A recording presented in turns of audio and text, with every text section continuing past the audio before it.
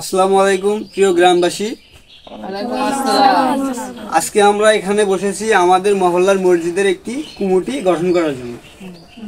যেহেতু মসজিদ একটা আল্লাহর ঘর, এখানে আমরা ইবাদত করি।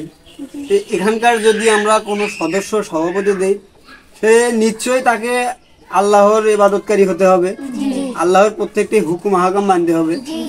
তো এই দিক থেকে অনেক কিছু ভাবে বিবেচনা করে আমি সভাপতি হিসেবে আলামিন সাহেবকে ঠিক করেছি, কারণ উনি 5 ওয়াক্ত নামাজ পড়ে, আল্লাহর প্রত্যেকটি ইবাদত যথাযথ পালন করে এবং উনি সৎ।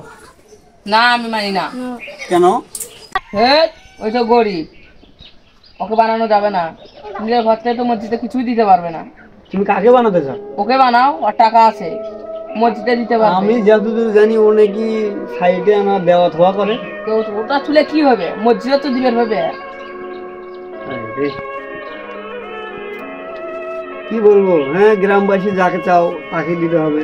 এখন তোমরা, হ্যাঁ তুমি এখন আজ থেকে আগামী 1 বছর সভাপতি থাকবা আমাদের এখানকার মহল্লার মসজিদের। কি এটাই ফাইনাল নাকি? হ্যাঁ। আচ্ছা, তাহলে আমরা আসি। চলো। হ্যাঁ, আমাদের দেশে সামাজিক অবস্থা এমন হয়ে গেছে যে মসজিদের একজন সভাপতি হতে গেলেও তাকে অনেক টাকার মালিক হতে হয়।